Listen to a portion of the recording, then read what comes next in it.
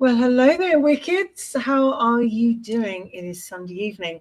We were here Tuesday, and now we're here Sunday. Aren't you lucky? 2 in 1 week. It is Sunday, the 16th of August, and it is just past 9 o'clock in good old South London. How you all doing? How's your week been? It's been a difficult week here because we've had crappy hot weather. That we had an eclipse, which wasn't that fabulous, and then we've just had loads and loads of hot weather, and Friday was just pants. So it's a bit cooler today, not 100%, but it's a bit cooler. There's about 1 million fans here, which you thankfully can't hear. So thank you for joining us wherever you're watching Wicked Women from. Whether you're watching live or you're watching us on rewind, we don't care. As long as you watch us, as long as you share us out, we don't care. Now, as usual, we have all different kind of titles, and the lovely Hawk is working on a new title to come as well. And but she's here and she's live and she's doing the full Monty. Hello, darling. Am I? Did I miss that one? Oh, damn it. No, you ruined it. I'm so sorry. I must have let me just I missed that memo. I was just going to say she's live, she's here, and just for one night only, but I didn't. For one night only? Good Lord, if we don't get subscribers from that, we might actually lose people if I do that. I actually think some people might like to see the full Monty. But there we go. Hawk is watching us. It's lovely for you to join us. And Carlene, Keith, Denise, and all the other people that are watching us that I haven't found. So I'm so sorry. Welcome to Wicked Women. Sparky. Yeah. Hello. How's your week been, chickie? Friggin' warm, my friend. I don't do the heat. I never have done the heat. I've never been very good with it. So, it reached the wonderful 36 degrees-ish again the other day, of which I have one fan there and one fan down there, and a clingy cat who gets very angry with me when he can't be clingy. Yes. Like it's my fault. So it's... Get off the phone, Mum. When I ring, he's always like, get off the phone, Mum. Get off the phone. I don't like you on the phone. I don't like it too hot. He's definitely my cat. Definitely. Definitely my cat, because the amount of times I go through the day and I go, I don't like this, I don't like this, don't like this. I know. One of those things. I know, but luckily tonight my two are in, so hopefully there will be no interruptions. So we can finally have a show. We're hoping so. This is a show that you and I and Wicked Women have been trying to do for a long time, which is, I'm going to shut that blind in a minute to make no noise. Reincarnation. Mm-hmm. Past lives. And no, Paul Allen is sadly not joining us tonight. I mean, there's only so much Paul we can cope with. I mean, in a month. That's true. He's hot stuff. So, we're very, very hard. But yes, he's not here today. And if he comes back, he's coming back wearing his Captain Jack Sparrow. Yeah. I mean, that's a stipulation in the contract at this point, isn't it? Yeah, because, I think we all need to see him as Captain Jack Sparrow. Do you not think so? Oh, absolutely. And when I was at MCM Birmingham last weekend, there were so many Captain Jack Sparrows, and I'm thinking, is Paul one of these? I don't know, because they're all doing the walk and they're all doing. I don't know. And of course, I was working anyway, so I couldn't go up there and go, Paul, is that you? So I couldn't really do that. No, apparently he was seeing Johnny Depp this weekend in, I think it was Hollywood Vampires. Indeed. And he's just bought another ticket to go and see him in Colchester, I saw. And I was like, that man has a good life. He's interesting. Sounds good. That sounds very good. I'd love to see Johnny in concert, I have to say. I would love just to be even near Johnny, let alone see him in concert. But yes, he isn't here tonight. It's just me and the Spark and we hope you've got a good show. We're going to talk about past lives and reincarnation because it's something that Val and I talked about a while ago about doing a show, and we've sort of touched on topics and different issues. But actually, reincarnation comes in, though I've been checking this afternoon with my notes, many different religions have a form of reincarnation. And just for those that are wondering, what the hell are they talking about?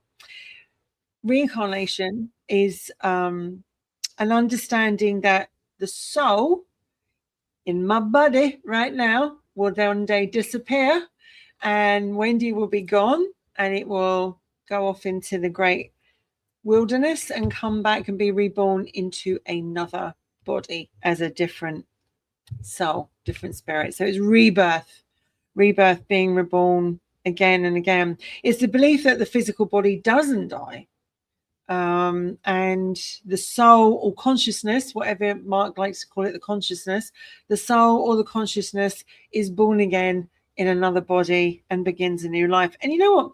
I heard about this so many times growing up, and I actually thought that kind of explains so many things. Because have you ever felt like when you're in your body, you're like, I feel like I'm not just me, that there's, I don't know, you know, I don't mean in personality disorder, I don't mean in anything else like that, but just like there are bits and pieces of you that don't belong to you. Oh, completely. And I think part of it is where I'm very good at going, yeah, I can do that.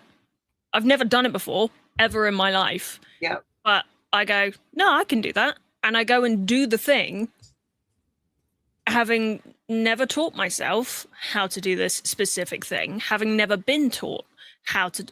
And I've always just said, you know, jack of all trades kind of thing, because I can do anything I set my mind to, which is a little bit of possible past life coming in. Possibly I'm very good at just winging it. And I am pretty good at winging it. But does that come from a place of past experience, of which I can't remember? But because it's my soul's experience, it more so becomes habit rather than anything else. So there's that question. I get what you mean, because, you know, I always felt drawn to, and I've told you this story, like I always felt like drawn to the religious life. You know, I always said I felt like I wanted to go in to be a nun, and etc. etc. And yeah, so let's have a look at some of this. So different traditions understand it differently. In Hinduism, it teaches that the soul passes through many lives, definitely influenced by karma, until it reaches spiritual freedom. And I wonder if we actually ever do reach spiritual freedom. Buddhism generally describes a continuing cycle of rebirth, although not necessarily unchanging permanent soul. Some spiritual beliefs believe that souls choose their next life, family, or circumstances to learn particular lessons. See, that's the one that I tend to stick with, because I've had a tough life. So I obviously went, oh, do you know what? I need to experience that. I haven't done that on my 300 lives that I've previously had. Let's do that. Another theories propose that memories, emotions, or consciousness might somehow continue after death. And there is that thing, isn't it, that we are a soul or spirit having a human experience, not a human having a spiritual experience. Yeah, precisely. And what I like to think of as well, I've heard this before, of reincarnation being one of those things where you can be human, come back as human. You could be animal, come back as human. You could be human, come back as animal. And there's obviously all of these different ways of that being a possibility. And you've also got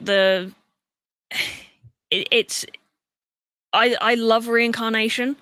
And I love the thought of reincarnation, because it's one of those where it's probably another one of those things that humans have come up with as such to be able to deal with the idea of not existing. It's a good point. Yeah. Because obviously there's all sorts of things. There's religion, there's all the different manner of religion, which is also spiritualism, and just so many different things throughout existence at this point. Let's look at Christianity. Jesus died and was born again, and he did well. His was like what, 4 days later? Oh, he did really well. And the thing is, like, I think he was there as I've always thought teacher, to show that life goes on. What makes us think that, the Bible and all the other religious books and everything that's been written long after these people have been alive, how do we know 100% what's written in there is absolutely true? We don't. We're open-minded. We keep our minds open for them. But the thing is, the human experience, we've been down on this rock for so many millennia now, and it's like, I would think it would be quite ignorant to think that it is not impossible to come back down in another form. And I'm going to bring up some stories tonight to actually talk about reincarnation. Some people who have had past lives believe that they've had unexplained memories. I remember something, I don't know where it comes from, but it feels familiar. People feel familiar. You feel familiar. Why do I feel so good with you? Why do I feel familiar?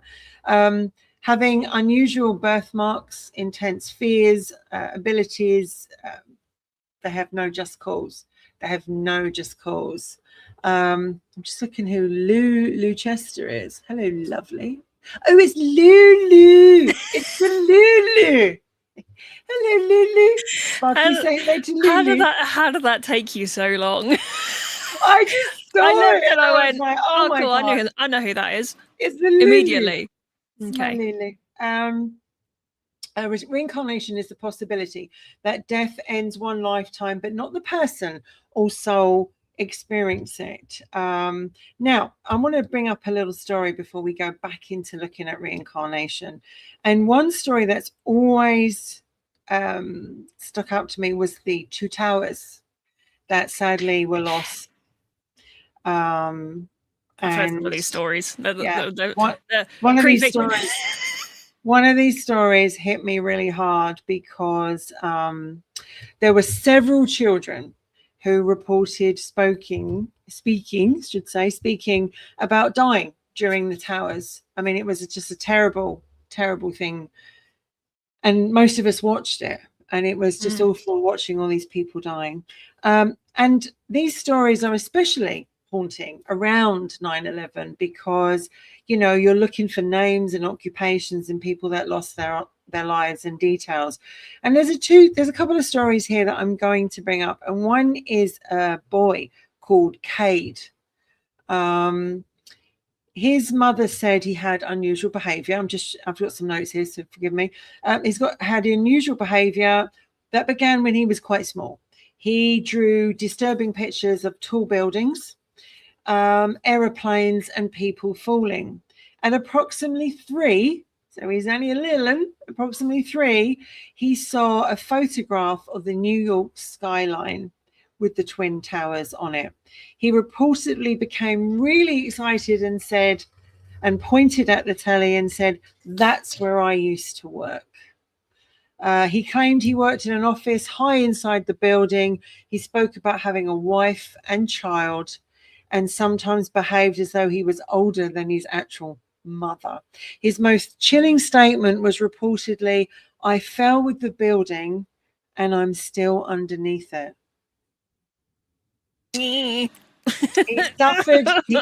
He suffered nightmares and became extremely frightened around tall buildings. And during one episode, Cade supposedly described being trapped with smoke and fire as it spread throughout the tower. He believed there was no escape, and therefore he had either fallen or jumped before the building collapsed. His mother later attempted to connect his statements with a man who died at the World Trade Center. And although some accounts claim that a possible match was found, identification wasn't independently established strongly enough to call the case solved. But his story appears inside the television series The Ghost Inside My Child. Let's just look at that one for a moment. So he's 3. He was never here when the Twin Towers came down. Even at 3, what are you going to hear from your parents at 3? You're going to hear all kinds of things from your parents. You're not going to remember it with such great detail at 3. Absolutely not. And the Twin Towers is not necessarily something that you would be showing a 3-year-old who obviously wasn't alive at the time. Yeah. But he's now 3 years old and thinking about these memories that he potentially has. But I wouldn't think that the parents would sit him down and go, hey, look, let's watch a documentary about the Twin Towers and you can learn about all of this really horrific stuff that happened as a 3-year-old. There you are. And yeah, no, I can't really see that, to be quite honest. And is it possible that he died in that life and chose to be reborn? But they say that as children, our brains and our memories are far more open. You know, we have 10% of the brain that we don't use. We don't know why we don't use it, but they reckon that's where the psychic ability and lots of our previous memories and etc. is. But the thing is it possible? Yes, it is. It is possible. There's no reason for it to not be possible. And for him at 3, it must be incredibly traumatic to try, you know, to remember seeing. Because when I was 3, my parents would not let me watch anything that was scary. Nowadays, it's everywhere. But you've got to be quite unlucky to actually switch on the telly and see your 3-year-old. Another one is a little boy who remembered being a firefighter. And another mother reported that her young son previously said he was born as a New York firefighter, and he had an absolute fascination with firefighting equipment and reportedly new details, including different types of fire engines and rescue vehicles, scuba and water rescue equipment, a rescue truck with a small screen or television inside, a boat carried on top of the vehicle, Christmas parties held at his former fire station. That's got to be concerning when you're, what is he, 5? And when your 5-year-old tells you what people were getting up to at the Christmas party when he's like 30-something years old. Exactly. The destruction of his old fire engine. It said that he'd gone into a very tall building during an enormous fire and had never returned. When shown footage of the Twin Towers, he became emotional and distressed and identified the disaster as what he died in. People researching the account noticed that the FDNY heavy rescue vehicles did carry specialized equipment, including boats, and had mobile data terminals that a child might describe as televisions. Suggestions were made that he might have belonged to FDNY Rescue Company 4, which lost every member who responded to the World Trade Center. And a possible connection was proposed with firefighter William Billy Mahoney, but no definite identification was established. The child's family understandably appeared reluctant to approach grieving widows with claims that their deceased husband had returned as someone else's child. See, but I'd be so curious. Yeah, I would be so curious. And especially if it gives peace of mind. Yeah. And that's just the idea of, yes, okay, now a child, but the child turning up and going, hello, Betty, how are you? Can you imagine that? Yes. That would be mental. And we have a story coming later on of the child, because I remember that story of a child actually going to see his former wife. There was a book written called Fluke. I don't know if people ever read it. I'm sure it was written by, people test me on this, James Herbert. Fluke was a guy who had died in an accident, came back as a dog and went to find his family. and it took him a long journey to find them. But when he did, he was with them for a short time before he lost his life. But James Herbert. falls. You know, is it James Herbert? Yeah, I thought James it was Herbert. such a great. There's a good movie on it, and it's also a really good book. I haven't seen Chances Are. No, I haven't seen that. The thing is, for me, I think it's ignorant to say that only one person is can be reincarnated. I think it's very ignorant because nobody knows. So you can't say definitely only one person can, right? There's no proof of that. There's no proof that only one person can, because how do we know that, you know, I mean, we just don't know. It's open-minded and it's an open conversation. Reincarnation is sometimes you come back down to finish karma with someone, to finish lessons that you didn't learn, to make up for perhaps a previous life where you hurt someone, or you need to finish that life, that chance. But you're not going to come back down again as Sparky. I'm not going to come down as Wendy Robertson. This is it. This is my one go as Wendy Robertson, and I have to make the most of it. And it will go into the filing cabinet, probably with all the others, as will Sparkles go into the filing cabinet as well. Now, before we go on to other stories, I want to bring up one of the Twin Towers. And the reason I picked these is because these are children. Yeah. And children normally just come out and say it. Now, when I was 7, I started to have clairvoyance, and it was all normally between between 3 and 7 when this stuff, if you're going to have it, starts to happen. For me, I was about 6 or 7, and it really scared the hell out of me. And I went for all the tests, you know, she's not schizophrenic, it's not hearing, you know, and for me, it was, you know, looking back now as the woman I am now, it was a strange feeling, because I still remember that little girl being really, really scared. But at the same time, it was like having a radio on with different voices trying to talk to me, different accents. So I do believe, I'm a great believer in reincarnation. I think that it would be ignorant to say this is our only life. We don't know. So it's better to be open-minded than closed, surely. What do you think on that, Sparkle? Absolutely. Absolutely. I completely agree. And I find that a lot of the time, I'm trying to be as correct as possible here. A lot of the time, people tend to close themselves off to possibilities because they have been not necessarily forced into a belief, but a belief is with them so strong that they are unwilling to think of other possibilities. And that's just upsetting, really, to think that you cut yourself off from such a huge portion of what could be just because you've been told to think in this particular way. Yes. Does that make sense?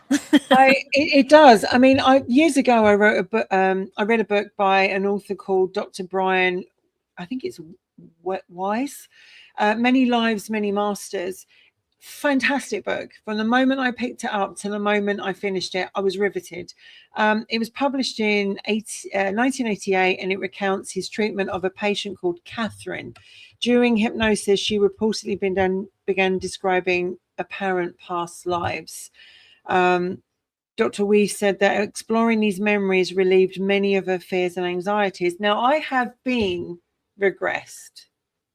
Now, yes, you have. People don't know what regression it means. I've been under hypnosis a few times, and sometimes it was for like other water and fear. Other times it was for past life regression, and it's a very strange experience when you are regressed. You are lying or sitting, and you cannot move your body. No matter how much you want to move, you cannot move. And I knew I was Wendy, sitting there or lying there, whatever I was doing. I knew I was there. I couldn't open my eyes. No much how much I tried to open them, I could not open my eyes. And all of a sudden, they would just talk to me and they would say, like, I'm going to take you down the corridor. There's going to be these doors, or you're on a journey, or whatever, whatever. Different hypnosis use different techniques. My one was doors, so I went down, and it was kind of amazing because as these doors opened, I was then in a completely different area, a completely different country. I looked down at myself, my clothes were different, and I was still sitting there. I knew I was Wendy, hadn't changed. And but I could smell the grass. I could feel what I was wearing. I could see people. It was a fascinating experience, and I had quite a few experiences, and some of them were not good. I have to be honest. Some of them were not easy lives to have. Nor why would they? Life is difficult. And people think that they're going to be Anne Boleyn or Henry VIII or Thomas More or something. It doesn't work like that. Normally you're just like Bob down the road, and but your experiences. It was interesting. One of them. I will talk about this one. I'd always been drawn to Ireland. Always been drawn to Ireland. I live Irish music, Irish food, everything about Ireland I was drawn to. Didn't know why. Yes, I had Irish blood, but my family did not follow the Irish bloodline. They didn't take on any of their music traditions or anything. Nothing. So, but it was in the family. But I was crazy about Celtic stuff, or everything. And Same. in this particular experience I had, this regression, they asked me to look at my feet, and I looked down and my feet were bare, and there was grass underneath, wet grass underneath me. And I was like, and I could smell that. I could smell the wet grass. It was really strong. And they said to me, "What do you see?" And I was like, there was like kids and people talking, and I would say we're going back a turn of the century, really. And I remember I had dark hair, and I had my hair tied up, with some sort of cloth hood or whatever on my head. And I remember I felt really ugly in this lifetime. And I didn't want to look at myself, and you couldn't look at yourself because there's no mirror, but they do ask you to look down and describe what you're wearing, which I did. Pack it in. There's going to be mutiny here in a minute. And there was a gentleman over there where I was looking, and he had a black moustache. He was smoking, and as soon as I saw him, I was like, I know who that is. And it was my ex-husband, Vincent, and I knew it looked different, but I instantly recognized him. I knew, and I couldn't have children. In fact, a lot of my lives I couldn't have children. It's interesting, but I knew it was him. And I remember saying, to the guy, because they write it all down, everything, I can't have children, but he still loves me. And when they brought me around, I was like, I was just like, this is awesome. I mean, that he was just instantly, he didn't even look like he did in this lifetime, but it was instantly. That was just one experience I had. And it's like, they're not leading you down. They're not telling you any information. They're just saying, what do you say? What are you feeling? Oh, wow. I think I need to kind of look into these things, because you and I have a very similar thought of past lives and experiences and that kind of thing. And I do think that we tend to come across the same souls, or like the souls drawn together. So family. And, I've mentioned it before. I will mention it again.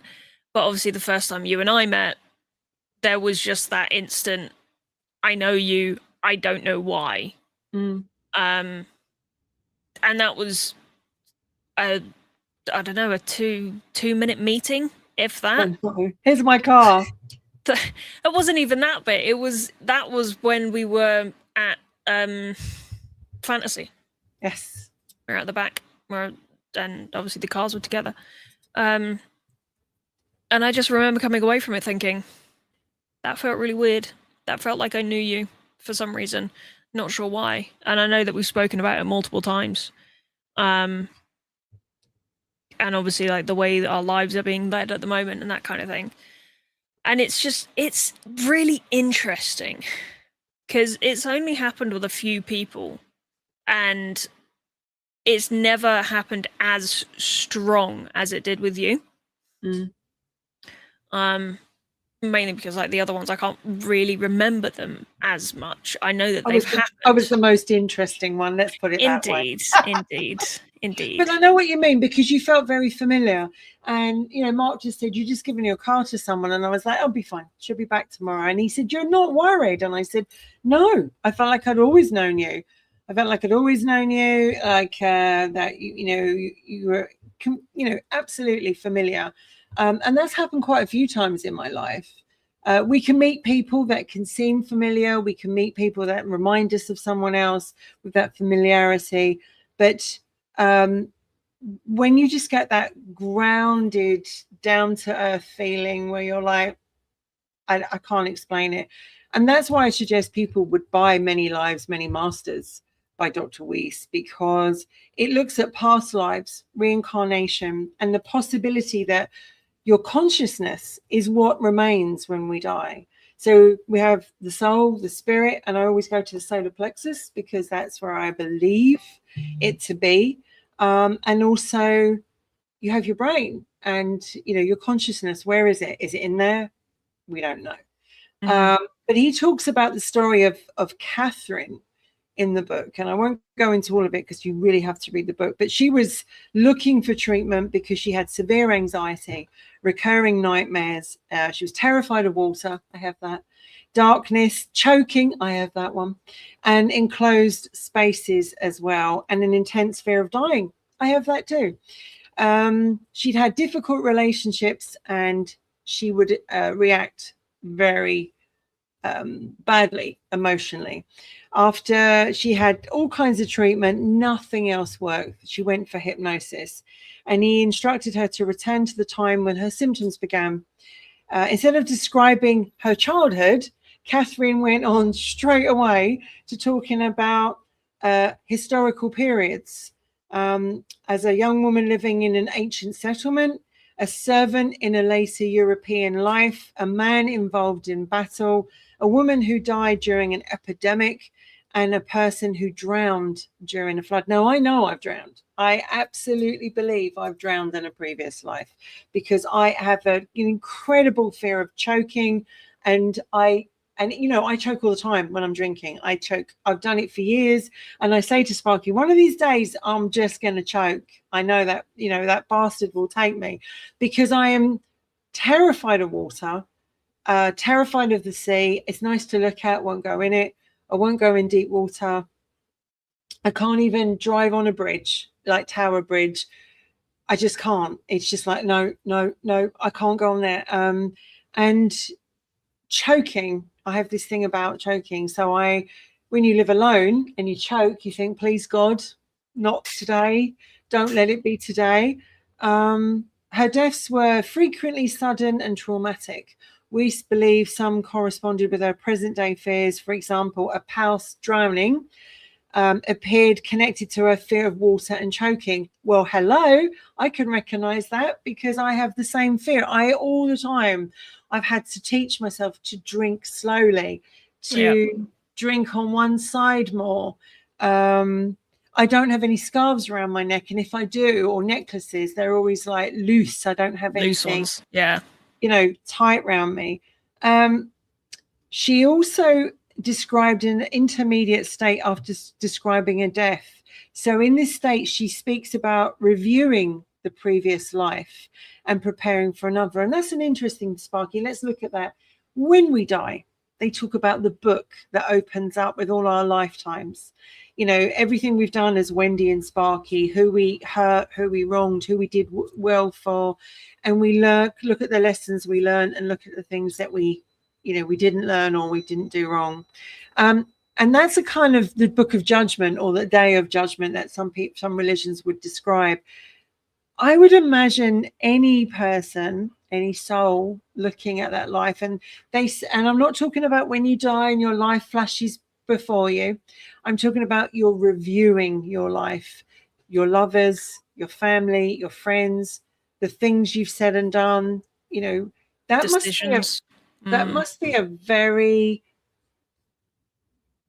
I was meant to do this. Did I do it? Oh, Well, shit. I've got to we go could back and do it again.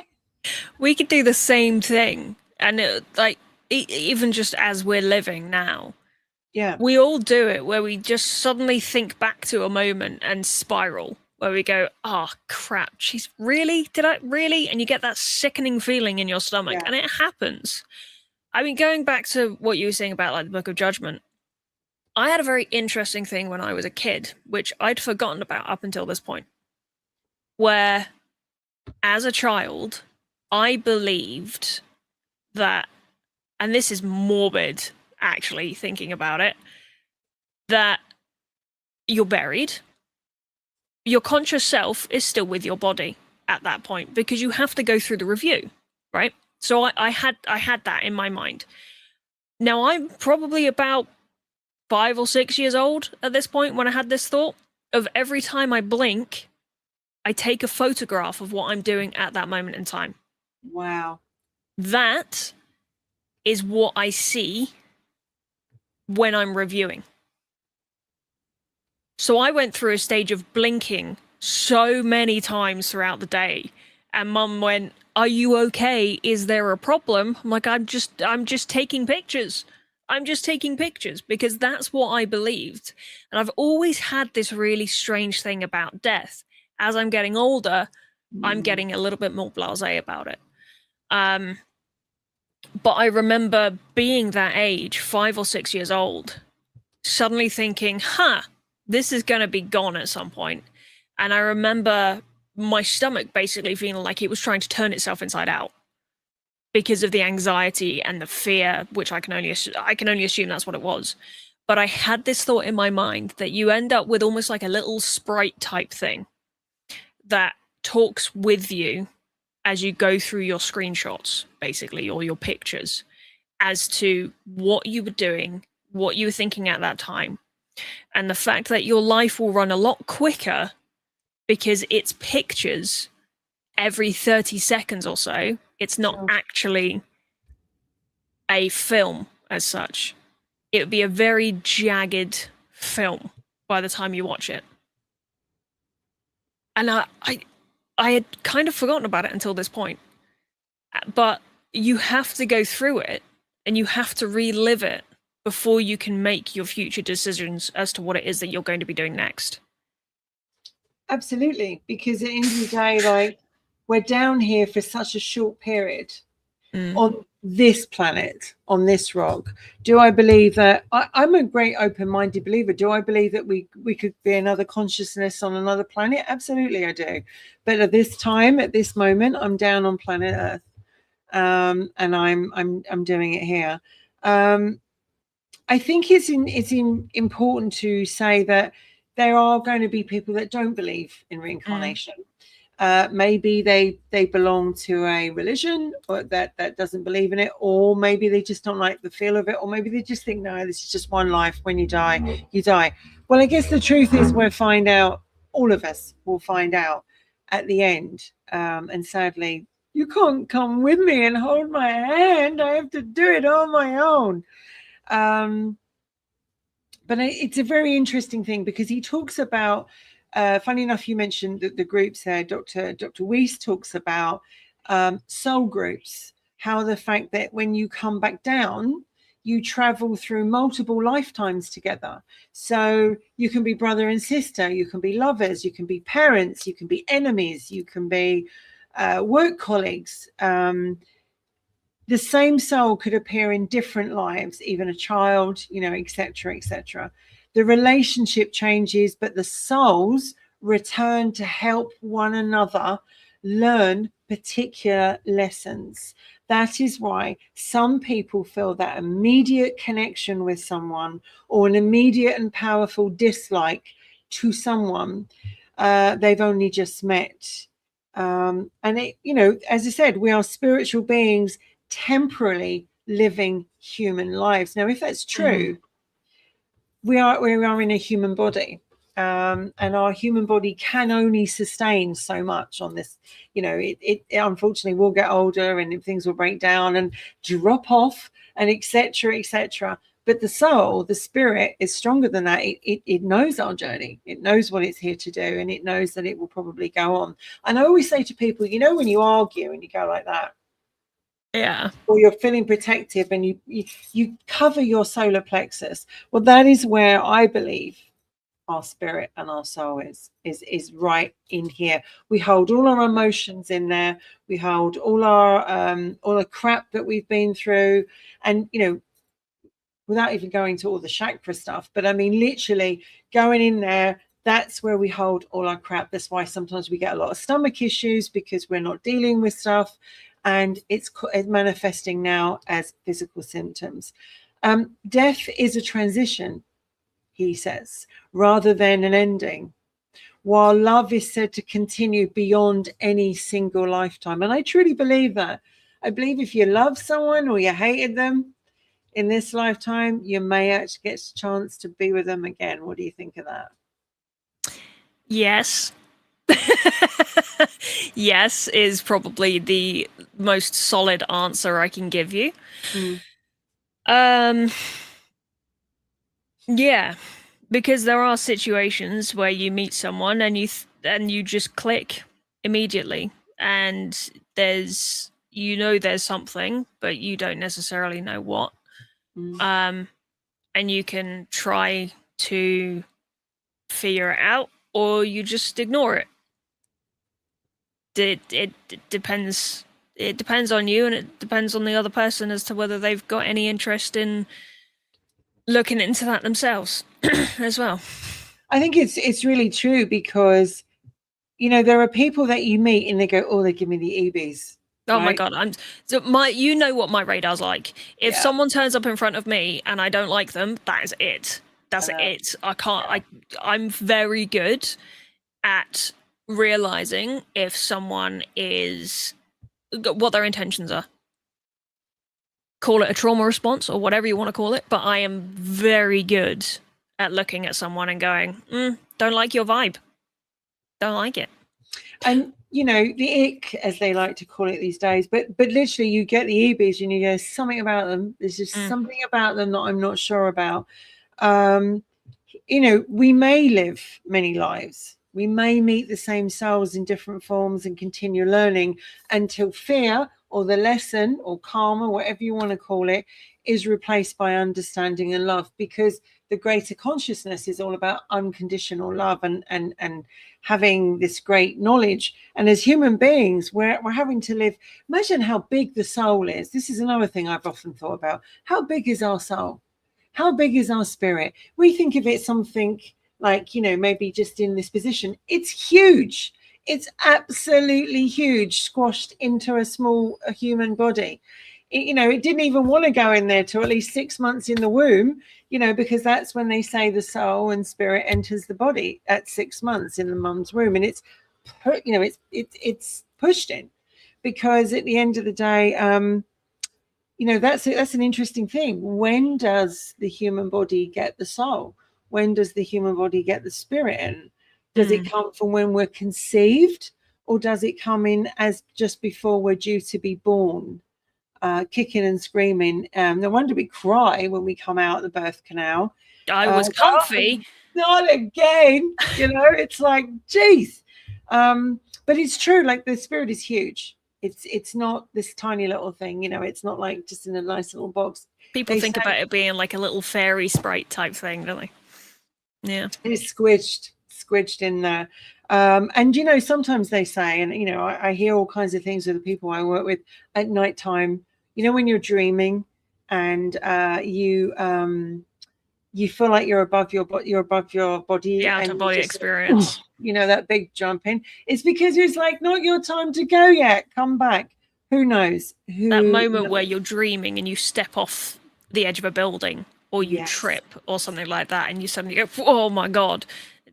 That's what you mean, isn't it? When you come back into your body at that point.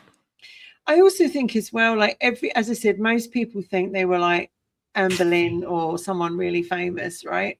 And it's like, she got her head cut off, really. I'm not sure I'd want to remember that. But I'm going to bring in another story about James. They've got such difficult names. Leiniger, the Second World War pilot. When James was 2, he began waking with terrifying nightmares, screaming so much that his aeroplane was on fire and he couldn't escape. Although he'd never been in a plane in his life, ever, James appeared knowledgeable about military aircraft, and he reportedly told his parents he'd flown from a ship called Natoma. His plane was a Corsair, and he'd been shot down by the Japanese. A fellow pilot was called Jack Larson, and his own name was James. Well, his parents is like, oh my God, what's going on here? But they did stick that baby in a plane right now. Exactly. Make him fly. They did research and discovered that the USS Natoma Bay was an American aircraft carrier operating in the Pacific. A pilot named James Houston Jr. had flown from it and died when his aircraft was shot down near Iwo Jima, if I pronounce that right. Jack Larson had served alongside him. James' fascination and nightmares gradually faded as he got older, which they do. They do as you get older. Is it 6 years old, is it? I think it's around 7 to 8 it starts to go. His case was investigated by child psychiatrist Dr. Tucker in the University of Virginia. I mean, what happens is, as we're getting older, when we're young, we're coming into the womb, we're coming out of that womb with all that memory still open, still everything wide open. As we get older and we start to, life takes us over, and TV and life and everything else, it tends to fade into the background. It happens quite a few times, I hear. Angela says, a lot of babies I've seen in pictures look like, why am I here? I don't like it. I don't like it. Cinder says, I know who you are, Cinders. Remind me who you are. In the spirit of reincarnation, I believe we agree to come back to another life. And so we choose the parents we are born to in order to clear karmic contracts from previous lives. Absolutely. I totally believe that. We have another. I'd like to make a formal complaint. We met on Friday. Cinders. Oh, do you know, my brain is screwed. Your brain is awful. I've got so much on my brain as well. Oh, my Cindy. It's Cindy. Hello, darling. Well, my brain is fried. I'm so sorry. All is forgiven with a mwah. Honestly, my brain is fried.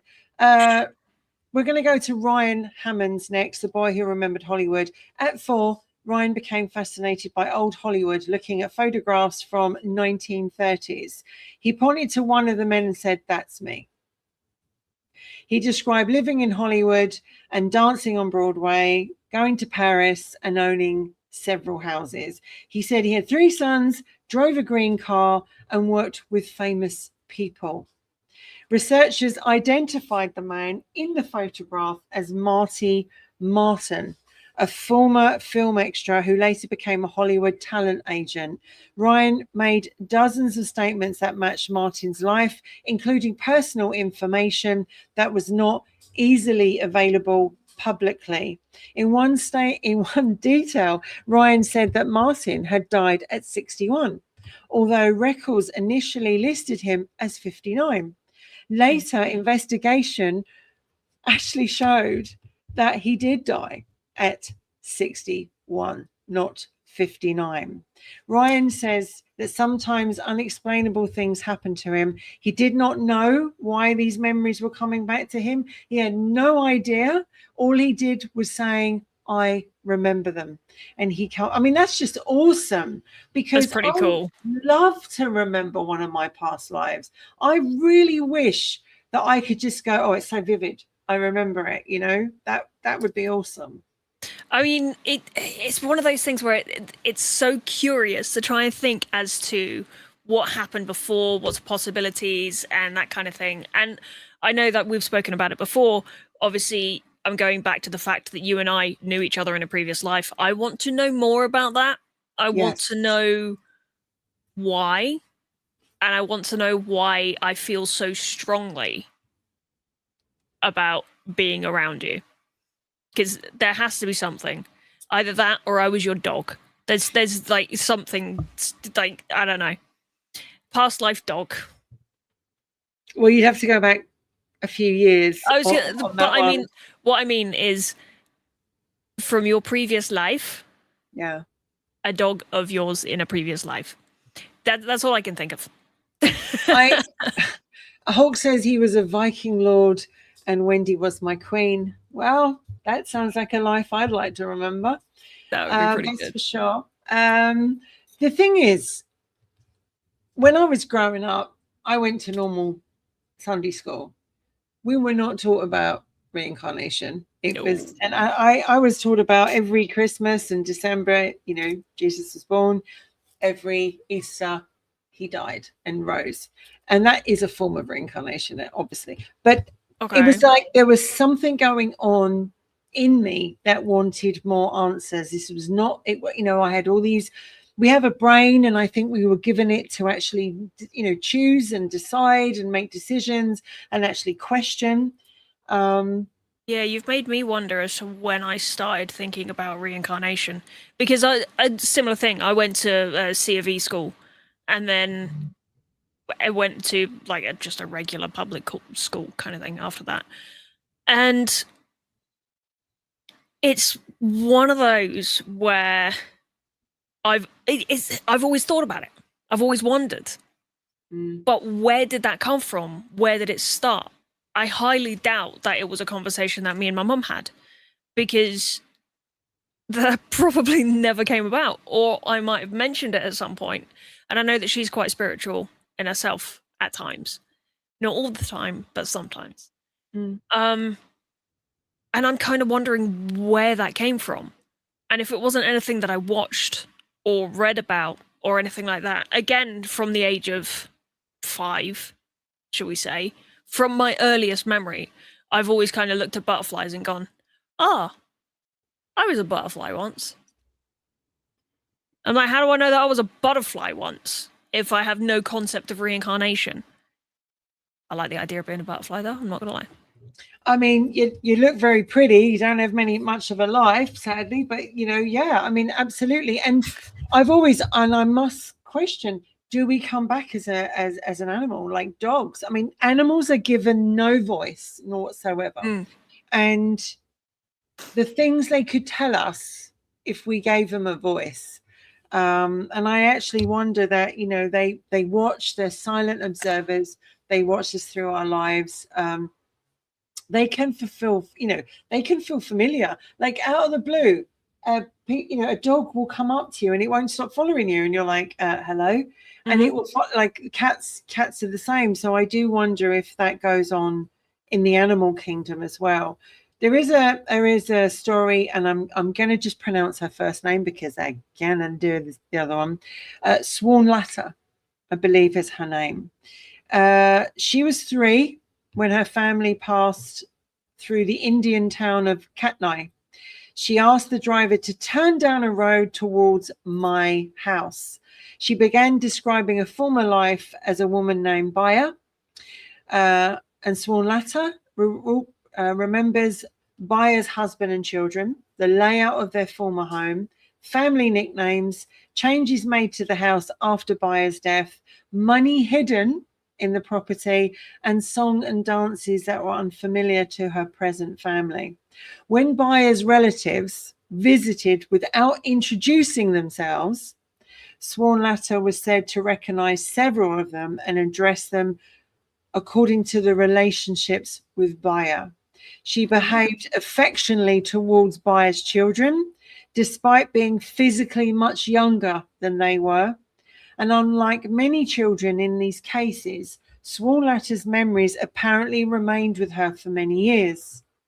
I mean, that's awesome, but how awful for her family to actually see this child and go, hang on a minute, you know, you're my mum. And now my mum in here, and she belongs to another family. And so I've been grieving my mum, and now I know she's alive again. You know, if that's where your faith takes you, if that's where your open mind takes you, That's an incredible thought. To lose my Uncle John, which, you know, he's been gone some time now, and all of a sudden, I don't know, someone's born or whatever, and they come up, they go, hey, remember when I had this? And I'll be like, oh my God, he's back, you know, but a totally different relationship. Yeah. I feel like that would be both very incredible, but also difficult to deal with. I don't know which way I'd go, because you'd want to make sure that this person who is new to you, you treat them as a new person, because you wouldn't necessarily want to say, well, you know, that's my mum reincarnated, or that's my old mate, or whatever, because then you might end up falling into calling that person by their previous name as such, and that person no longer gets to live their new life because they're having to live their past life for you, if that makes sense. That's a very interesting way, because then you've got the person themselves where they might think, well, I do want to go back and relive my previous life, which some people may feel that that's what they want to do. And then you've got the other part of it of, well, I've also got this new life to deal with. But then you have another third one that comes into play of, what if there is some kind of karmic being above everything, keeping track, or even like an army of desk soldiers, for example, who are keeping track of everyone to make sure that they don't go back to their previous lives, but they are continuing with their new lives. And if they start trying to live their previous life because of the memories that they have, this is a rabbit hole, and I've gone headfirst into it. But it reminds me of the Adjustment Bureau film. They didn't want them to be together, so they did everything to stop them being together, but they kept coming back together because they were, you know, they were drawn. And you and I, when we were talking about Where Do You Belong a couple of weeks ago, so when I went out to Canada, I never actually felt, nothing felt familiar. Nothing felt familiar. It always wanted to, but there was so many places that have felt familiar to me, and I've wanted to go. One was Ireland. I've had to go to Ireland. When I went to Ireland, and I went to Belfast, Newcastle, by the mountains of Mourne, you know, it was almost like I could remember something, but I couldn't remember something, but it all felt so familiar to me in Ireland. Scotland was another one. Scotland called to me as well. I need to go to Scotland with a memory. France definitely calls me with something, and I know it's not a particularly nice feeling, that one, but I'm drawn to France. Egypt would be another one, and then there was America. I've always felt drawn to America as well, and it's almost like there have been places where I went and I thought, yeah, I just feel really familiar. Even in England, even going down the street in London, or it's like, this seems familiar, or I've been here before. I'm going to talk about Gus Taylor, who was 18 months old. Gus's father was changing his nappy when Gus said, when I was your age, I used to change your nappies. At 18 months old? Good on you, lad. I don't know, how did you string a sentence that long together? Gus began claiming that he'd been his paternal grandfather, who died before he was born. When shown family photographs, Gus identified his grandfather as himself and also recognized people connected to him. Most strikingly, he allegedly referred to the murder of his grandfather's sister, an upsetting family event his parents had never discussed with him. As he grew older, his memories faded. Interesting one. How would he have known about that if he hadn't been told? I mean, if he's only young. And I'm again, also not something you would discuss with a less than 2-year-old, you know? To go a bit further close to home, the Pollock twins in England, sisters Joanne and Jacqueline Pollock, were killed by a car in 1957. Their mother later gave birth to twin girls, Gillian and Jennifer. The parents noticed that Jennifer had birthmarks resembling marks that Jacqueline had possessed. As toddlers, the twins reported recognizing toys belonging to the deceased sisters, despite supposedly never having seen them. They also appeared familiar with places that the older girls had visited and became frightened when cars approached, and crying out, "That car is going to hit me." Their memories and fears faded around the age of 5. So that's an interesting one, because there are places that we go to that do scare us, that we do get that feeling of like, no, I'm not going in there. I've got this really bad feeling. We don't know why. The University of Virginia has collected thousands of reports, I must go there, involving children who speak about previous lives. And a recurring pattern is that memory usually begins between 2 and 4. The children speaks fluently, rather than they're not under hypnosis, so just keep going. Memories commonly fade by ages 6 or 7. And some children display unexplained fears, birthmarks, connected to the way that they died. Many recall lives repeating very suddenly, ending suddenly or violently, and occasional birthmarks or physical differences are claimed to correspond with injuries suffered by the deceased. Now, another one I've always felt like I feel like definitely had my head taken from me, and that's a weird feeling. But so I've you've always been a that. mischief then? I don't know what it is. There's something about, I can't have anyone's hands around my throat. I can't have any scarves around my throat. I just don't like anything round there. It's almost like get off, you know. So they say you have birthmarks where you may have been, you know, you died. I have a birthmark right at the back of my neck, and it's right under my hairline, and it's bright red. And if you, when they do my hair, you can see it, and they all say, "Oh, you got this birthmark on the back of your head." Some people have marks different. I mean, I have this years ago. They'd have burnt me at the stake for this. Yeah, they'd have gone, you know. There you go. What about you, Sparky? I mean, do you feel like what sort of lives that you could have had do you feel drawn to? I mean, I'm creative through and through. That's kind of the only thing that I've ever really been drawn to is creativity. And theater definitely has a hold on me like I would not have even realized. There's a big part of me that is desperate to get back on the stage, because it's just so within me. Like I don't have anywhere else to be as such. And it was something that I kind of discovered very early on, is being on stage is a comfort to me. So when I had a fear of the stage, it broke me in two. The latest thing I can think of is when I was in Denmark, when I was in Copenhagen. I went and stood on a stage there, and I love to go and see old theatres. And this was the Royal Theatre in Copenhagen, in Christiansborg. And as soon as I stood on that stage, it just felt right. So from multiple aspects, if we just throw caution to the wind right now, from multiple aspects, it makes me feel like acting is everything, because it is for me. Theatre, Copenhagen.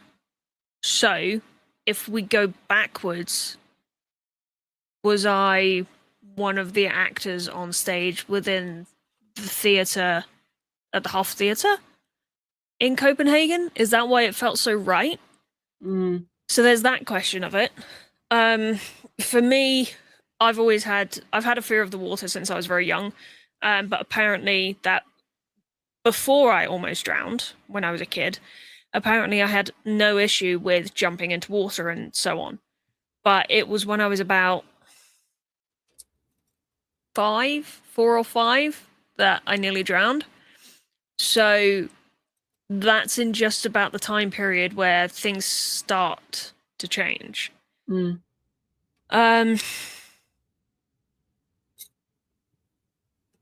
Regarding birthmarks, I don't really have anything as such other than what is affectionately known as my third nipple.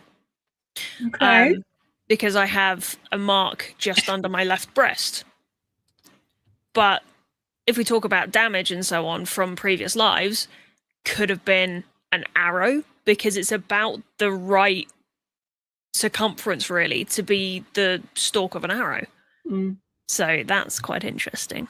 Yeah, there's all sorts of things, but it is that very strange thing of, I don't necessarily know that something could be past life related until I'm in it. And I go, wait, hang on, this feels weirdly familiar, and it's not just deja vu. Very similar to the fact that I can just kind of do things, like I mentioned earlier. I'm pretty good at just picking something up and doing it. I'm not perfect at things, like I can pick up a guitar and I can play a few chords on a guitar. I can... musical instruments, various musical instruments. You handed me a musical instrument, I could probably play it. Very badly, but I could probably play it. I could probably figure out how to make it work, and so on. Other than that, I'm not entirely sure. I mean, animals have always been a big part of my life. So I also like the idea of people coming back as animals, or animals coming back as people. Or animals coming back as animals and finding you again.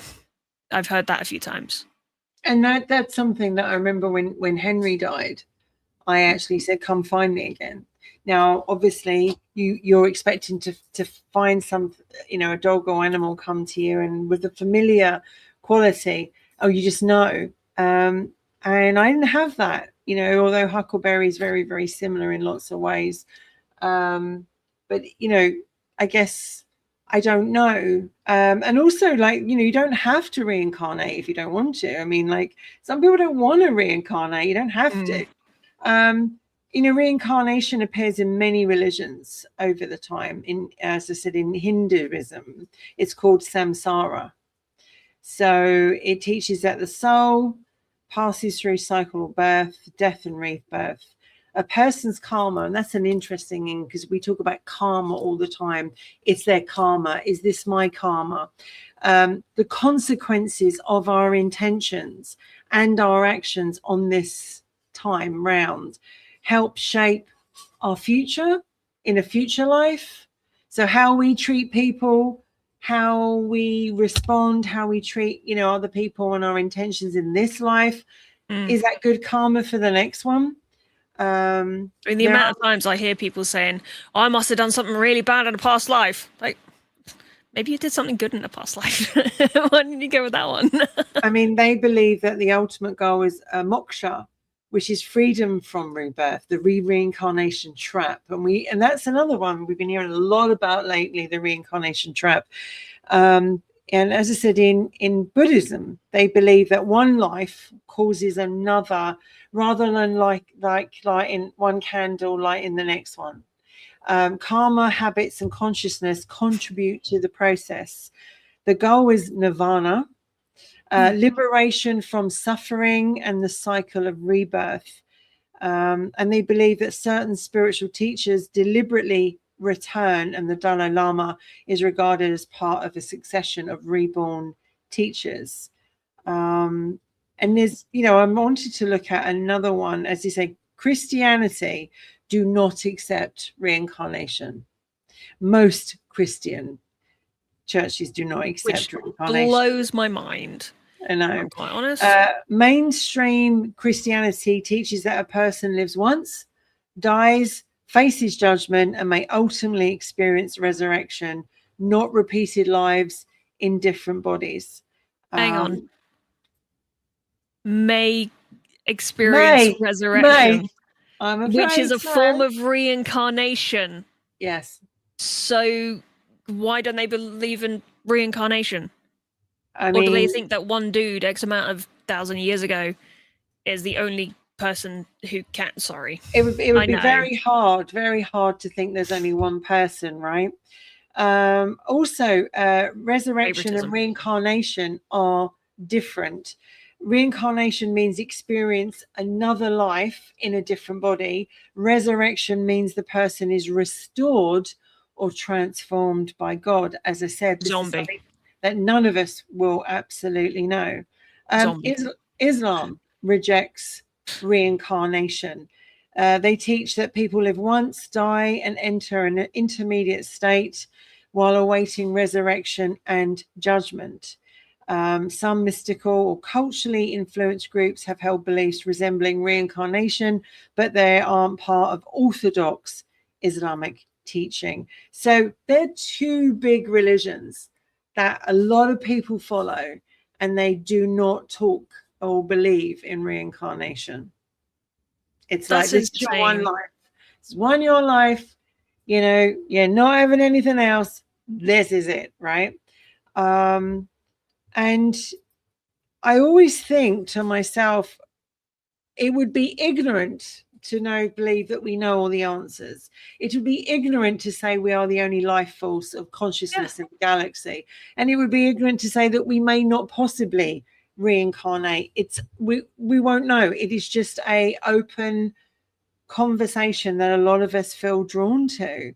And also, with the ancient Greeks, Plato described the soul experience multiple lives and choosing or receiving a new existence according to its development. And the soul's purpose was to grow in wisdom and eventually escape the repeating cycle, because they talk about the reincarnation trap, whereas in when we die, we go over and we see the tunnel and the light at the end of it for us. And they say, don't look at the light, look behind you, because the light will take you back down to do another life, where if you look behind you, that's the whole universe waiting behind you. I don't know. Until we're in that position, I really don't know which way it's going to go. But now it scared the shit out of me, because I was looking for the light, and now I'm like, do I need to look for the light? Maybe I need to look behind me. But also, in most pop culture references, don't look at the light. That tends to be the way that everyone goes. Don't look at the light. Don't go into the light. That's what most pop culture references say. But the question then is, what happens if you do turn around? Because you don't know what's behind you. You can only see what's in front of you. Good point. So there could be something really friggin' bad behind me, but I don't know because I can't see it because I'm not looking that way. But if I turn around and look at the thing that's behind me, am I limited on as to whether I go that way or to the light? But which way do I want to go? And the other thing is, like they say, we choose our parents. We choose our parents and our family. Yeah. Really interesting. Yeah. Like, do we really choose our family? Because my family is not an easy family. They're a very small family. And it's like, did I really want to experience it? Maybe I'll keep my big mouth shut. Karma is often misunderstood as punishment.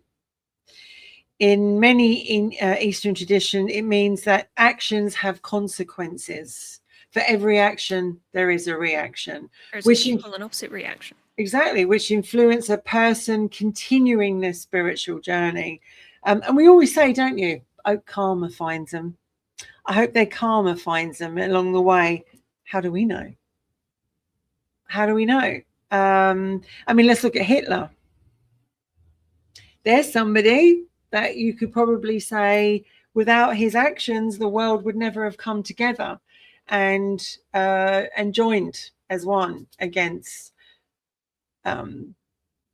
whatever, the terrible things that he did. Has he been reincarnated? Will he ever be reincarnated? I mean imagine being him as a 3-year-old. You don't tell anyone about anything. You don't talk about it. But it's funny that you mentioned Hitler, because I was thinking about Hitler earlier with the reincarnation into an animal. Just the idea of like Hitler being an animal of some description. And who knows what kind of an animal he come back. It's probably be a piranha or something like that, right? But regarding animals, I know I'm tangenting a little bit. You know how there's so many people on the planet right now? Mm. My brain, at some point, again, I was pretty young, went down the route of so many animals are now extinct because of humans. Which means there are a finite number of animals, really. So we're all coming back as human because we don't have enough animal souls, or we don't have enough animal bodies because we keep killing them. It's a bit crazy. That's another one of my weird childhood It's an ones. interesting theory. I mean, this is something that you and I were talking about doing a podcast on. Can trauma travel from one lifetime to another? Do we carry that trauma through different lives? You know, not just through our DNA, through previous, generations in the family. You've already proven that. Exactly. You've already proven that. But can trauma travel from one lifetime and another? Do we repeatedly meet the same souls? And can a soul return before the previous person's family has finished grieving? I absolutely believe they can. Oh, completely. I absolutely believe that if you really want to, you'll go, get me down there. I don't care I'm getting down there, but just get me down there. I think it also depends as to how you die as well. Because imagine being halfway through doing something. I mean, from a video game aspect, if I'm really into a game and I die, I want to respawn as quickly as I possibly can because I need to get back into doing what it was that I was doing. So maybe the same kind of thing happens within our lives as well. It must be tiring, though. I mean, we have a personality, we have a brain, we have a soul, spirit. And it's like, I always say to people, this and your heart, they argue. You must always go with your gut instinct because your gut instinct is never wrong. And I do believe our gut instinct is our soul, is our spirit's way of going, don't go down that road right now. You don't want to do that. You don't want to do that. Listen. And we don't often listen. And I think we should listen to it. But as I said, it is this massive energy. If it is in a very, very small body, it must be incredibly frustrated. It knows how long it's going to be in this body for, and the pain if you're ill. What happens if you're handicapped or if you're disabled, or you're in a body that you're trapped in and you can't speak, and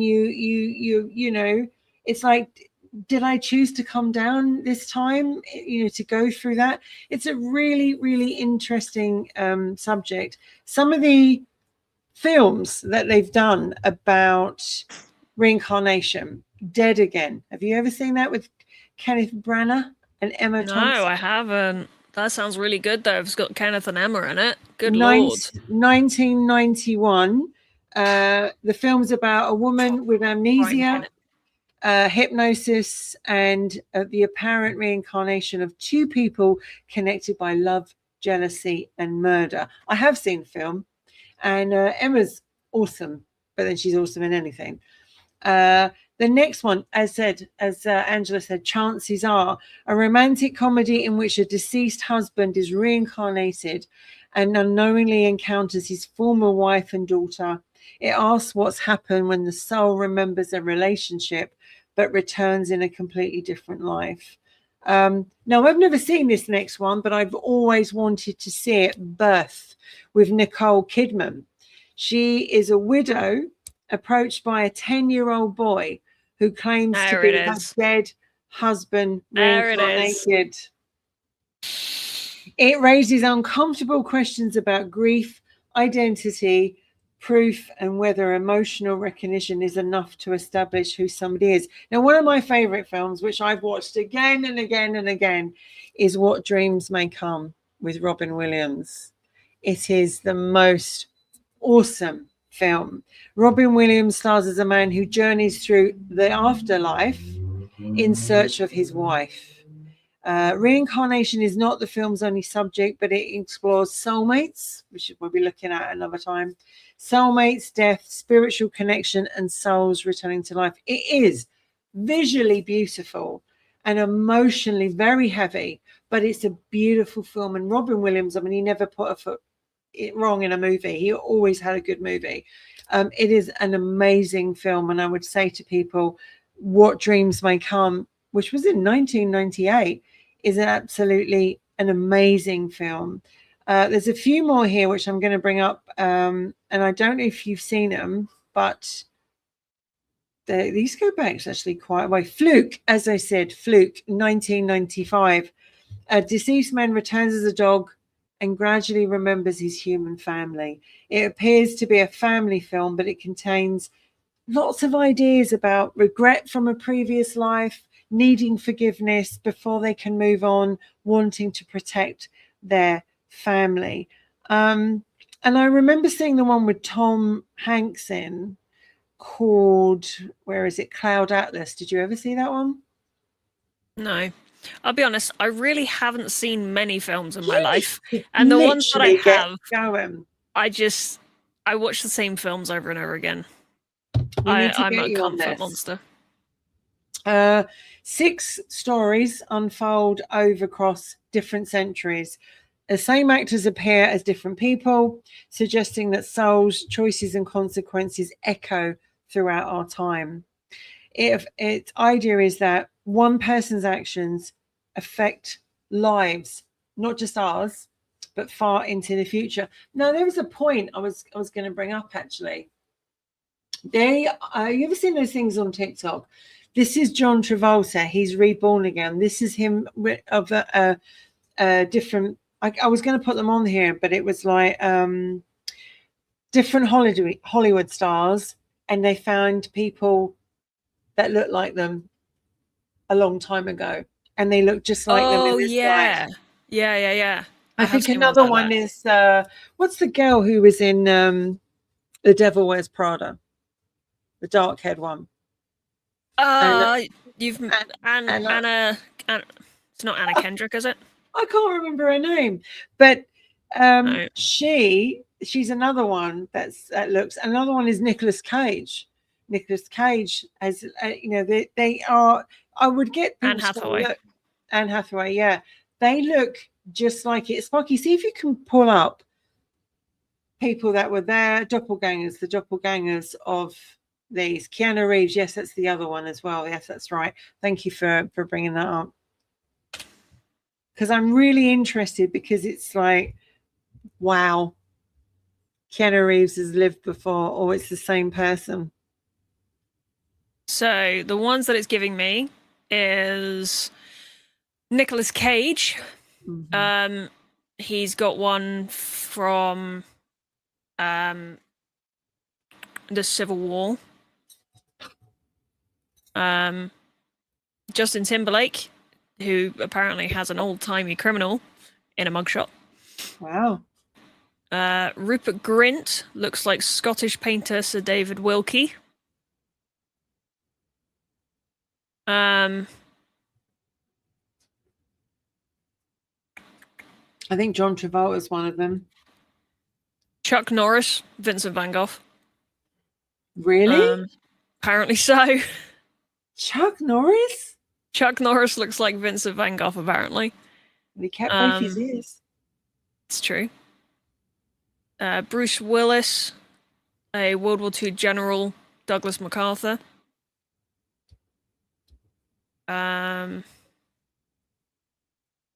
Still scrolling. The Nicolas Cage one is uncanny. Yeah. When you see Nicolas, I would ask everyone to go and look at these. When you see that guy who was alive and now Nicolas Cage, is like, that is the same person. Absolutely, he looks like the same person. And the Keanu Reeves one too. And then actress Maggie Gyllenhaal looks like historical journalist and women's rights leader Rose Wilder Lane. That one's a good one. Interesting. Louis Maurice Butet, a French painter and illustrator of children's books, and Keanu Reeves. So there's some of those. It's an interesting thing, because when I saw them, I was like, so are these people just vampires and they're living forever? Or are they absolutely chosen to, they want to look the same. And if you do reincarnate, do you want to look the same or similar as you were before, or do you want to have a completely, want to look completely different?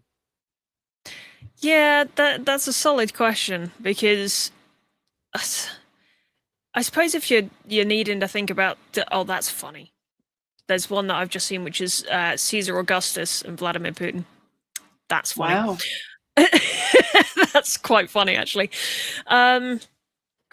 Yeah, so it's a difficult one, because I feel like if you're trying to if I'm in that moment where I'm trying to decide as to what I want to do with my next life, I think what I look like is probably going to be the last thing that I think of. Because at that point I'm thinking about life experiences and just trying to get that down. And if my soul is as good at paperwork as I am, then I'm just not going to bother changing the way that my avatar looks when I come back. They say there's that new one that I've read, and well, not new one, but it's been going around for a while. If we don't have children in this lifetime, that this is our last life, because who knows? I mean, who knows? But I think what I'm finding interesting is that for me, this is a subject that can go on and on and on. It's individual for every single person. It's personal for every single person. And science has not proven reincarnation, but nor has it disproven. Exactly. It hasn't disproved it either. And they talk about the NDEs, the near-death experiences, that when you and I remember watching a major film in the 80s about true life stories of people that had NDEs and come back and told us. And I just think there's this whole part of me that I can't remember, and I'm not supposed to remember, but I wish I did, because I'd like to know. I think I've definitely been a guy before. I think I think I've definitely been killed in probably not some very nice ways, and probably just died of illnesses as well in different centuries. And that's the other thing. If you're drawn to a time period, they usually say you were there. Now, I've always been drawn by the Plantagenets, Richard the Lionheart and King John. And then I sort of jump up into the Henry VIII time, very much drawn to Henry VIII. Like Amber, I can't get enough about Anne Boleyn, Jane Seymour, and Catherine Howard. I just can't get enough information. Want to know more. And it's like these women that lived hundreds of years ago. I'm absolutely drawn to them. And I think also I was drawn to the guillotine in France. That time, lots of aristocrats and royalty were, it's not a nice way to go. But I also think as well that, why are we drawn to them? Where does it come from? Is it just something we're interested in? Is it something we're drawn to? I don't think we really know. I mean, what sort of time periods are you drawn to? I was just trying to think of that. Probably I've always been very interested in the Egyptian period, as in, like, I know that there is still the Egyptian period going on because there are still Egyptian people around. But back when pharaohs were the big thing, and that kind of era. And then 1600s London sort of time. Probably prime Shakespeare, really. And then similar thing with you of Henry VIII. I don't know.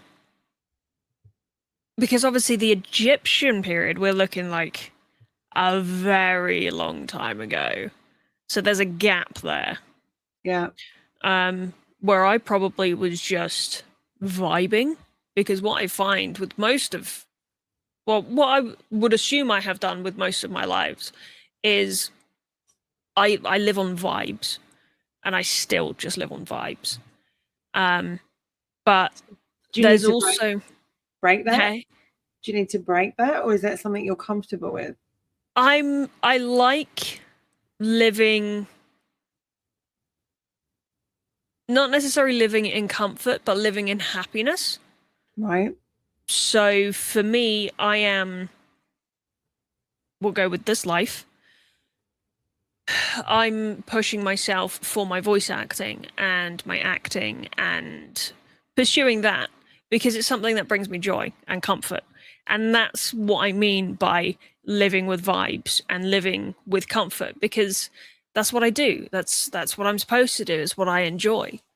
But I do want to bring up another thing as well that you mentioned earlier about with your last life could possibly be the life that you don't have children. Mm. Because I also heard a thing, I've mentioned it before, about obviously Pisces is the last of the zodiac. And once you've been around the zodiac once, you can't go around it again. So you then have a question of, okay, cool, well, I'm a Pisces. So I'm at the last, I'm in the last hurrah of zodiacs. Oh, shit, I've got 2 more to go. Yeah, right. Shit. There is that as well. So there is a possibility of you coming back. There's also a possibility of neither of us coming back because, you know, my child is over there licking his butt. So that's the closest I'm gonna get. I get what you're saying, because, like, you know, we talking about reincarnation and past lives, I do believe that most of the people that I've met in my life feel familiar. I've met them before. Some of them I haven't enjoyed. Some of them I have. Some of them have stayed with me for for a lifetime. You know, they've been in my life. You know, and but others have just come in, and it's like, wow, where you been? You know, like, where you been? You've taken your time to get here. And I think that's when you have there's a difference between, like, when I met you, I never questioned anything. I just like, nope, she feels familiar. I've got no doubt. Almost like I was giving you like the key to the door, like, you know, just everything was fine. And for me, there are some people I have met and I just think, and dated, I have to say. Oh, actually, no, there is someone. I'm going to use this as an example. There is someone that did want to date me and did want to go out, and they were just so. There was something about them that I was like, I can't do this. I can't do this. And every time I would go to do it, shit would Something happen, stopped you. or there was a disagreement, and I was just like, oh my God, you know, if this is what it's like before I date you, what the hell is it going to be like if I date you? And I actually think there was this feeling that I couldn't explain. I was just like, no, there was like this feeling, there was this feeling of like, no, a red flag, not red flag, but just like I couldn't explain it. I couldn't put my finger on it. And it still sometimes has haunted me, actually. Why it just made me want to like run away. And I think that all of us have got stories of people that we know, feel familiar, places. Why do places, like we said in our previous podcast, feel like home when we've never been there before? Why do we meet someone and feel like we already know them and love them? Why are children haunted by memories of events that happened before they were born in this life? Why, you know, even with animals, you'll see an animal perhaps not go to somebody. Maybe they sense it or whatever, but they're just like, no. Are they fragments of another life breaking through the door before that door shuts again? Or perhaps death isn't the ending that we all are scared of and fear. Perhaps it really just is a pause button on this particular journey, a moment between the chapters of a book. Like, this is Wendy, they're going to be Fred, or whatever. You know, it's like before your soul turns the page and begins another story, which would then question our soul and spirit know when we're going to die. They absolutely know when we're due to pass. And is that why we And is that why when we are at that moment in our lives, we are at peace with it? Because we know that it's going to happen. Maybe. Whereas the build up to it for however many years is, I don't want this to happen. And as soon as we know that it is going to happen, you hear of people going, okay, I'm all right with it. See, I'm not. I'm terrified but you don't know if you will be like that when it gets to that point. Because even now for me, I'm like, yeah, I probably would prefer to not die yet because I'm not done. I've still got stuff to do. I have mischief to do. Yeah, I have so much mischief to get up to. I have places that my name has to be. I have people I need to work with, and so on and so forth. But when it gets to that point where it is actually my time, maybe I'll think, yeah, I'm good. Because then you also have that other side as well of, are you going to live life in regret? Yeah. Are you going to be on your deathbed and have regret? And again, it's something that I've mentioned before is that another reason why reincarnation becomes a thing? Because I'm not done yet indicates you've got to come back. Exactly. If you are done and you're comfortable with how you've lived your life, I'm coming back. I know, same. It's going to be. The thing is I think I'm going to have. Canal. I think I'll probably have to fight because I'm so laid back at this point. I'll be like, nah.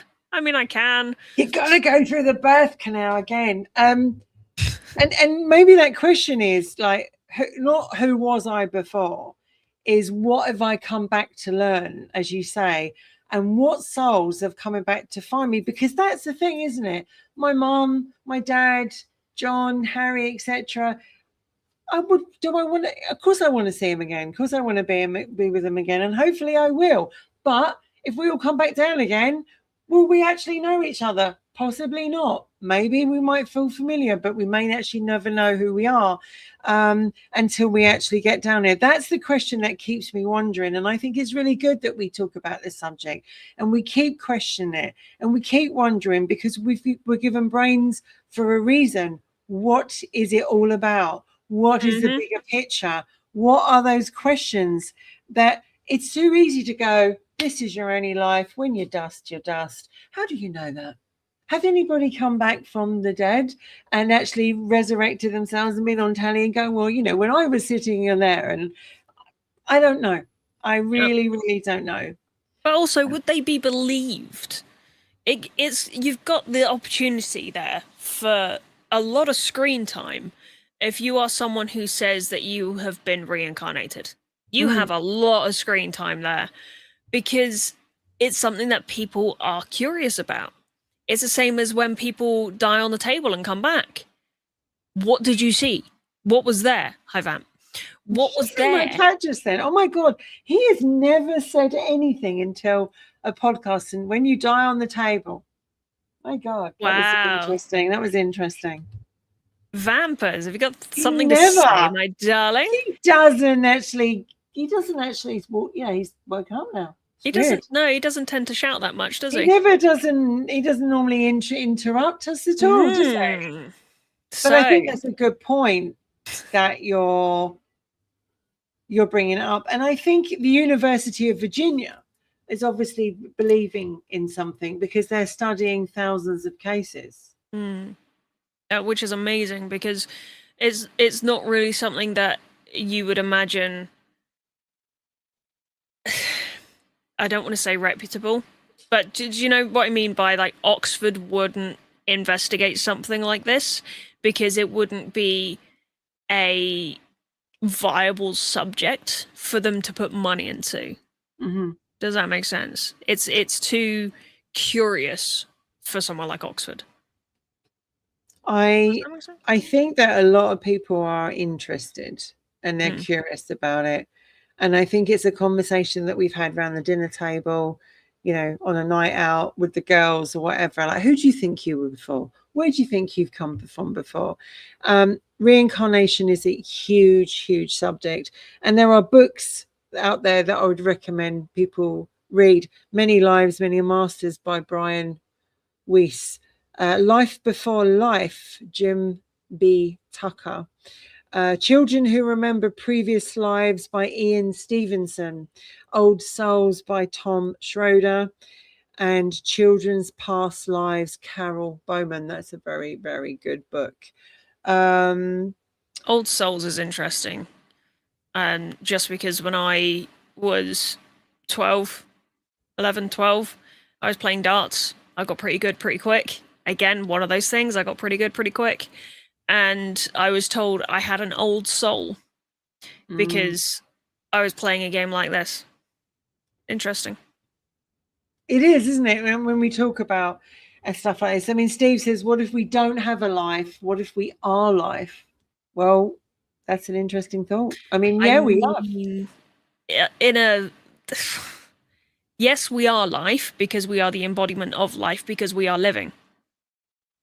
But what is the question for continual life with the reincarnation? It's still life.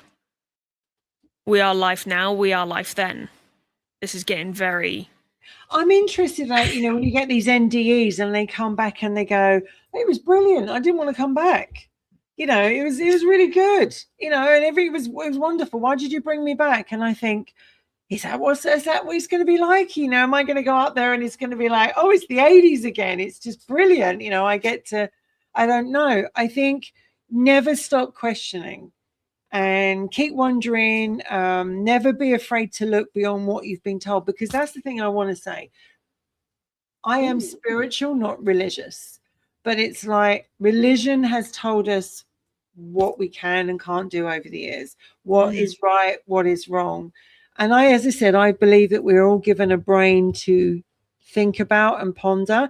Never be afraid to look beyond what you've been told, because maybe they don't want you to look beyond what you've been told. Maybe they want to keep you back, because actually, if you did know more about it, who knows, it could actually fall apart. It's an interesting theory, that's for sure. Because if you're honest, Sparky, if reincarnation is real, goodbye is never forever. No. There is no goodbye. It really isn't. And fear of death wouldn't sell. No. Which is where I feel like the elite game comes in, those people with all of the money and so on and so forth. Which I feel like people with money know more than they are letting on. And especially with like the some of the cults and things that you hear are in amongst the elite, things that they do, and that kind of thing, because it's information that has been passed down because they have the money to buy the information. But now we're going into conspiracy theories. But I think you're right when we brought up the point. If we never go past what we're told, then as human beings, our nature is to, I want to know more. I need to know more. Tell me about this. I'm interested. There are some people that are not. There are some people that are so interested they just want to watch the latest reality TV. Yeah. You know, they're completely, you know, not interested. But there are some people that go, I want to know more. I need to know more. I have to find more. And I think that's, you know, question what you've been told. Look further, because I'm still am. I mean, I've reached this decade and I'm like, I want to know more. I want to know more. Tell me more. I'm not, you know, ready to go. It's a very huge topic, reincarnation.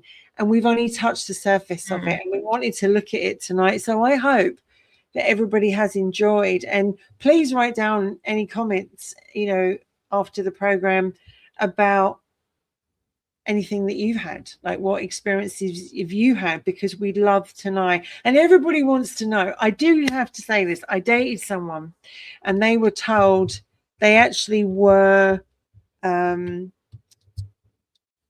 to do regression. And as they started to go in regression, there was a fire in one of these regressions, and they were brought out very quickly because it was too traumatic. And they were said, like, you know, they sort of remember it, but they were like, I don't want to, you know, sometimes you don't want to remember. Sometimes you just want to, you know, you just want to be in this lifetime and deal with this. It's your choice. But hopefully they've enjoyed us chatting about it tonight, Sparkle. Yeah, it is a lot. And the thing is I have the kind of brain that will come up with my own theories as well as listening to other people's theories and understanding other people's theories as well. And I think a big part of it is when you go down the route of learning something, be open to the prospect of learning. You don't necessarily need to believe, but I think the respect of other people's opinions as such and what they want to teach you, their learnings, all of that kind of thing is very, very important, because there is so many different ways, so many different tangents, so many different chapters of this book that we can look at in this wild thing called death. I'm just trying to find that quote, which I say a lot because it's so true. What is it? I'm just trying to look for it now. You talk about yourselves while I look for Yeah, no, that's perfectly fine. I can continue my little blabbering. It's like, for those that don't believe, no proof will never be good enough. Is adequate. But for those who don't believe, there will never be enough. There may never be enough proof. For those who remember or believe, no proof is necessary. Mm-hmm. And that's a really interesting quote, because if you're a non-believer, then there's never going to be enough proof because I don't believe it. But if you are open-minded, and it's better to be open-minded than closed. If you are open-minded, those that remember, no proof is necessary. I think that's an interesting one as well. Sorry to jump in. That's right. Of how open I am with all religions and all beliefs, because I am absolutely cool with everyone having. I know I did that earlier. I'm absolutely cool with everyone having their religions, their beliefs, and all of that. What I'm not cool with is people saying that their belief, religion, whatever it is more superior than anyone else's beliefs. Because I'm spiritual, I'm not religious. I think it's important to say as well, there are many different religions out there, and loads and loads of people follow them. We don't know what the right religion is. We don't know what the right faith is. These have been out for hundreds and thousands of years. You know, you're drawn to what you're drawn to, and you're drawn to what you're not drawn to. But at the end of the day, no one can actually say this is the one set religion. I'm afraid they just can't do that. And if they do, that's not going to work. And I have the same feeling towards genders and orientations and so on and so forth. Like, there are so many of them that have been throughout the many years of which we have existed. It's not a new thing to be different than you were at birth. It's really not new.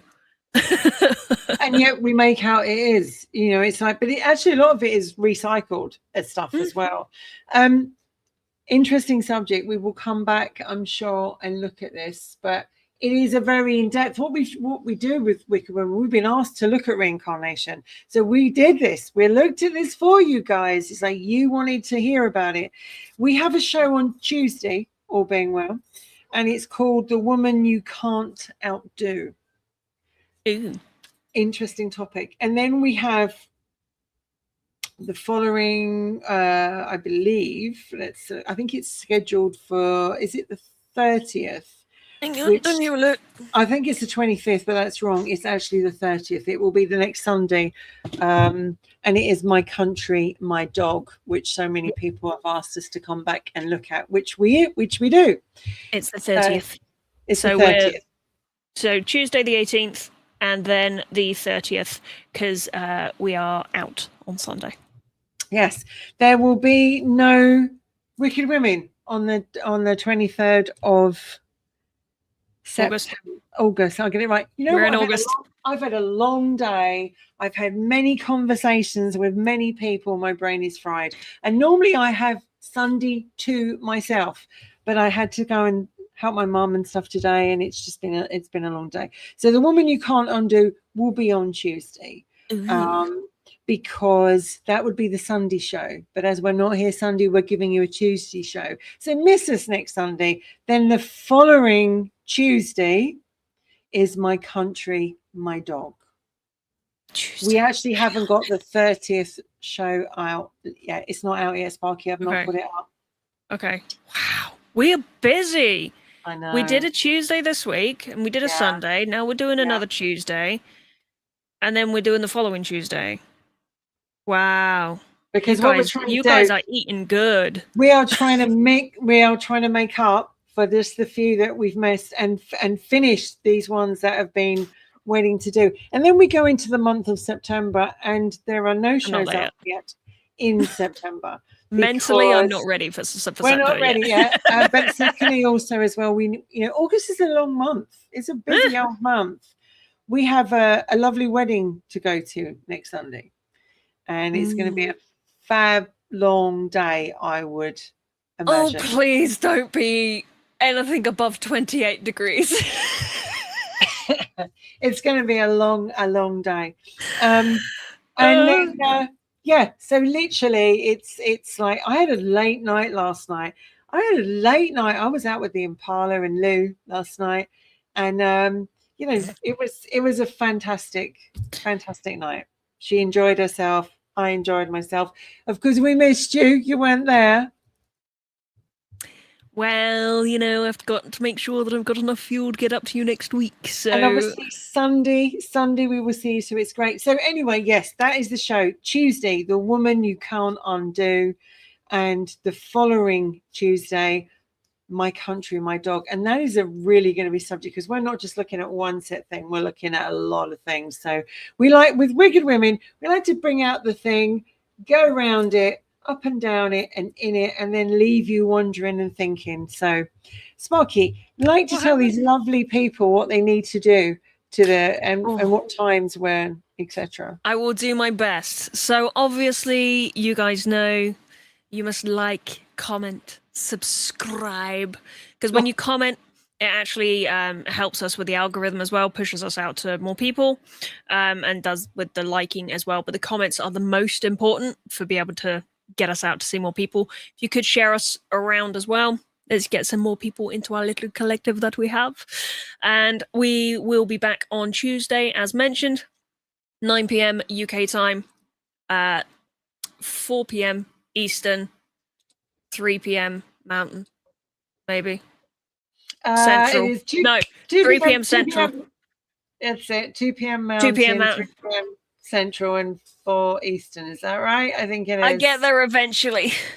It took me some years. It really did. Thing is, I know that East Coast is 5 hours behind, and I know that West Coast is 8 hours behind. It's getting the ones in the middle. Central is 6, and then Mountain. My brain was like, "Oh, that's a new one." I wasn't aware of Mountain before Wicked Women, but that's cool.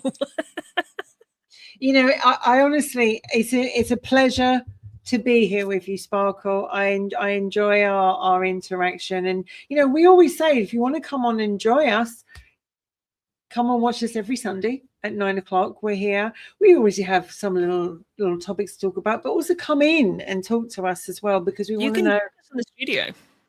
I did actually put the link into the questions as well.